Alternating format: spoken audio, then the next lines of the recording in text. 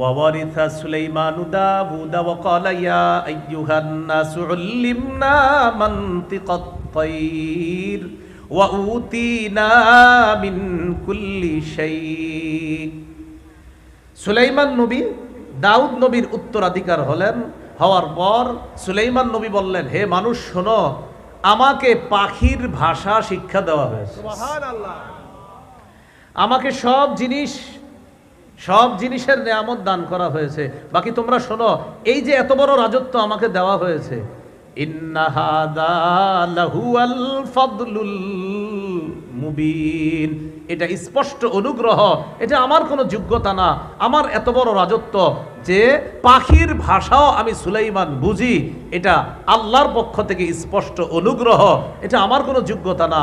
আমার রব আমাকে পাখির ভাষা শিক্ষা দিয়েছেন, তাই আমি শিখতে পেরেছি। মনে রাখবা, এটা আল্লাহর স্পষ্ট অনুগ্রহ।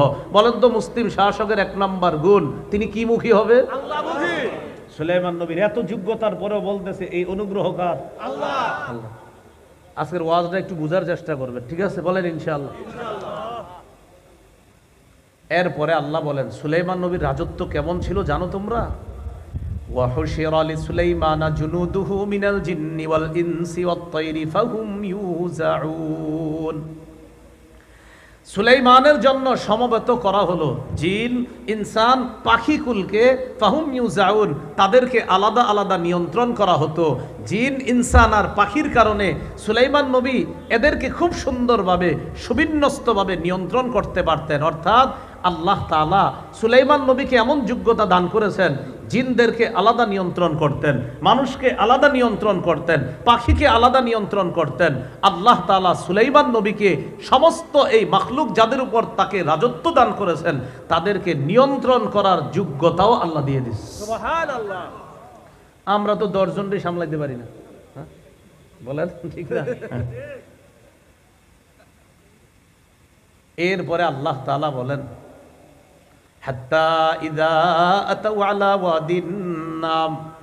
সুলাইমান নবী একদিন পিঁপড়ার এলাকায় ঢুকছে। বলেন তো, পাখির ভাষা, পিঁপড়ার ভাষা কে বুঝে? সুলাইমান নবী। যোগ্যতাটা কে দিছে? আল্লাহ। তো দেখেন কি হয়, হাত্তা ইযা আতাউ আলা ওয়াদিন নাম। সুলাইমান নবী পিঁপড়ার এলাকায় প্রবেশ করলেন, করার পর قالت نملة يا أيها النمل ادخلوا مساكنكم। পিঁপড়ার রানী পিঁপড়ার দলকে বলল, ও পিপিলিকার দল, তাড়াতাড়ি গর্তে প্রবেশ করো, সুলাইমান আর তার বাহিনী আসতেছে। লা ইয়াহতিমান্নাকুম সুলাইমানু ওয়া জুনুদুহু ওয়া হুম লা ইয়াশউরুন।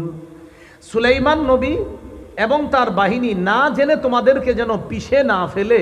পিঁপড়ার রানী পিঁপড়াদেরকে ডাকে বলতেছে, ও পিঁপড়ার দল, সুলাইমান নবী আর তার বাহিনী আসতেছে, তোমরা তো ছোট্ট একটা জাতি, সুলাইমান নবী না জেনে যেন তোমাদেরকে পিষে না ফেলে, উনি হয়তো অজান্তে ওনার বাহিনী তোমাদের উপর দিয়ে হাঁটবে, তাই আগে আগে গর্তে প্রবেশ করো।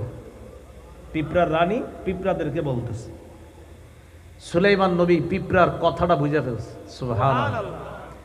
ফাতাবাসসামা দাহিকাম মিন কাওলিহা। সুলাইমান নবী পিঁপড়ার রানীর কথা বুঝতে পেরে একটা স্ফীত হাসি দিলেন। সুবহানাল্লাহ। ফাতাবাসসামা, একটা মুস্কি হাসি দিলেন। দাহিকাম মিন কাওলিহা, রানীর কথা বুঝতে পেরে সুলাইমান নবী একটা হাসি দিলেন, সুন্দর একটা মুস্কি হাসি দিলেন। সুবহানাল্লাহ। আশা করি আপনারা বুঝবেন হাসিটা কেন দিলেন। ওই যে ভাষা বুঝছে, যে দেখো আমি ভাষা বুঝতে পারছি, যে পিঁপড়ার রানী পিঁপড়াদেরকে বলতেছে তাড়াতাড়ি ঢুকো। এখন আপনাদের মাথায় আসতে পারে, বাবা সুলাইমান নবী পিঁপড়ার ভাষা বুঝতো। সাথে সাথে সুলাইমান নবী বলতেছে, এই শোনো শোনো, কি বলতেছে সুলাইমান নবী দেখেন। ওয়াকালা রব্বি আউজি'নি আন আশকুরা নি'মাতাকা আল্লাতী আন'আমতা আলাইয়া। সাথে সাথে বলতেছে, আল্লাহ আমাকে তৌফিক দান করেন, আপনি যে নিয়ামত আমারে দান করছেন, আমি পিঁপড়ার ভাষা বুঝে ফেলছি আল্লাহ, আমার মধ্যে যেন অন্য কিছু না চলে আসে আল্লাহ, এটা আপনি যোগ্যতা দিয়েছেন, অতএব তৌফিক দেন আমি যেন আপনার এই নিয়ামতের শুকরিয়া আদায় করতে পারি।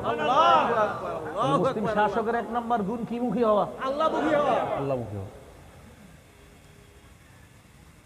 সাথে সাথে বলতেছে ওয়া আলা ওয়ালিদাইয়া, আর আমার আব্বা দাউদ নবীকে যে নিয়ামত দান করেছেন এর জন্য যেন আমি আপনার শুকরিয়া আদায় করতে পারি। দাউদ নবীকে কি নিয়ামত দান করছেন? দাউদ নবীকে আল্লাহ তাআলা একই সাথে নবুয়ত এবং রাজত্ব দান করছেন। সুবহানাল্লাহ। দাউদ নবী সর্বপ্রথম ফিলিস্তিনের 74% এলাকা সাম্রাজ্য ব্যাপকভাবে বিস্তৃত করে বনি ইসরায়েলের সাম্রাজ্যের গোড়াপত্তন করেন দাউদ আলাইহিস সালাতু ওয়াস সালাম।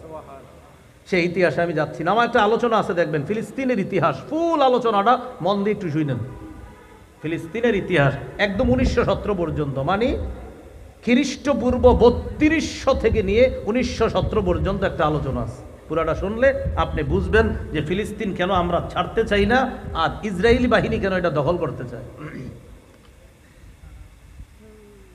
তো সুলাইমান নবী আল্লাহর কাছে বললেন, আল্লাহ আমাকে তৌফিক দান করেন আমি যেন আপনার শুকরিয়া আদায় করতে পারি। তাহলে মুসলিম শাসকের 1 নাম্বার বৈশিষ্ট্য আল্লাহমুখী হওয়া।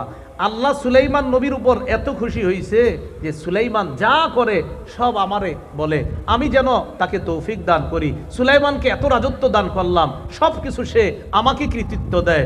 সুলাইমান নবীর প্রশংসা করে আল্লাহ তাআলা কোরআনের মধ্যে বলে দিয়েছেন, সূরা সদের 30 নম্বর আয়াতে আল্লাহ বলেন, নি'মাল আবদু ইন্নাহু আওয়াব। সুলাইমান নবী আল্লাহর প্রশংসা করছে আর আল্লাহ সুলাইমান নবীর প্রশংসা করছে। সুবহানাল্লাহ। বলেন সুলাইমান নবী কার প্রশংসা করছে? আল্লাহ। তাহলে মুসলিম শাসক সুলাইমান নবী কার প্রশংসা করছে? আল্লাহ। আর আল্লাহ সুলাইমান নবীর প্রশংসা করছে। সূরা সদের 30 নম্বর আয়াতে আল্লাহ বলেন, ওয়া ওয়াহাবনা লিদাউদা সুলাইমান, আমি দাউদকে সুলাইমান নামে একটা সন্তান দান করেছি। নি'মাল আবদু, সে কতই না নেক বান্দা, কতই না উত্তম বান্দা।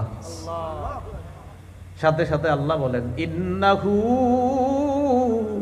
আওয়াব, সে বারবার শুধু আল্লাহমুখী হয়। আওয়াব মানে যে অধিক পরিমাণে আল্লাহমুখী হয়। আর আমি প্রথমেই বলছি মুসলিম শাসকের 1 নাম্বার গুণ আল্লাহমুখী। বলেন তো মুসলিম শাসকের কাজ কয়টা? 4টা। হ্যাঁ মাশাআল্লাহ। গুণ কয়টা?